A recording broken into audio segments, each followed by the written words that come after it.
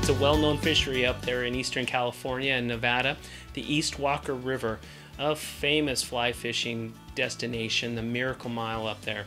I was up with Whitney Inmon, who is with the Angler's Edge, and I asked Whitney to kind of go through her and walk through a breakdown of a certain section of that river to kind of give us a little bit of an idea of her thinking and strategy. So here on the East Walker, there's a lot of different sections of river, a lot of different types of water. This slow moving kind of slack water is great for a lot of different applications. We like throwing streamers here. We like throwing indicator rigs here. We like throwing dry dropper setups. It's a little early in the season. There's not much of a hatch coming off at the moment. But as you can see, this nice slow moving water, we've got a good foam line that's coming from a little bit of faster water upstream. And the rule of thumb is foam is home. This is a really good area to target because this is where the main channel of water is coming through. There's a whole conveyor belt of food and forage coming through. You'll see fish when it's a little more clear. Sometimes it is, sometimes it's not. It's a little off color today. They bumped the flows up to about 55 yesterday. So it's a little off color yet, but you can still see some of the bottom and some of what little bit of structure there is through this very slow moving stuff. There's cut bank here. We've got some shadows on the water still. So we have a little bit of structure here, not a ton, but you've got weed beds that you can just see.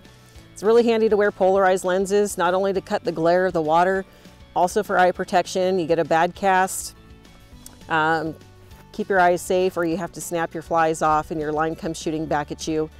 These are handy. Anyhow, looking at the water, following the foam line, you see where it travels. I like to just kind of keep tabs on where it is, see if I see anything moving in and out of the main current itself, and then going to hide in a lie somewhere in the weed beds. And generally, if you're not seeing fish right away, don't expect to. Sometimes you will, sometimes you won't.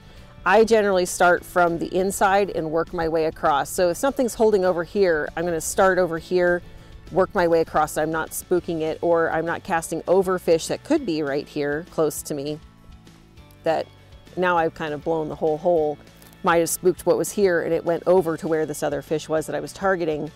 So sight fishing is cool, but work, if you can't see well, work from the inside of where closest water to you and then work your way out. I might stand back here a little bit and try to cast upstream to it would be river right when it's coming down to you. It's always going to be kind of opposite of what you're facing. You're looking upstream. This is downstream current. This is going to be river right. Across the river is river left. So I would fish river right. I'd cast upstream and start working my way across, just breaking down the seam, breaking down the column. If you're fishing streamers, the other side is you might want to start fishing downstream and tweak it upstream, twitch it a little bit, twitch it, bring it across, and you start kind of lower, maybe work your way up or work your way down. There's no real rule that says one's right or wrong. I tend to probably want to work up and then work down a little ways so I'm not spooking anything downstream. Midges is really like the top of the chart food that they eat in here. We have crayfish, we have baetis, we have stoneflies, we have caddis, blue-winged olives. So a lot of those different patterns work well out here for dries, for nymphs, for midges, for streamers. And looking at this, I wouldn't necessarily target out here. I can see it's fairly shallow. I don't see anything surfacing. I don't see any rise forms. So I really, until I see some sort of activity over here, I might just leave that alone. Doesn't mean there isn't something holding over there, but because I don't see anything actively feeding, that tells me maybe come back later in the day if the hatch becomes more prolific. This would be my A water. Maybe these outside seams more so would be my B. That would be my C water. Like if I want to be able to see something happening over here before I go splashing around and making a mess of that. And thanks to Whitney Inmon. She is with the Angler's Edge, and she's a guide up there on the East Walker River. Somebody that you can really get a lot of knowledge from, like you saw there on that video of taking a certain section of river and then just exploring it and understanding, picking it apart. Really build upon your knowledge and your fly fishing skills.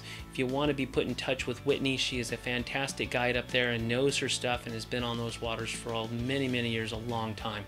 We'll put you in contact with her, and we'll see you right here next time on The Backcast.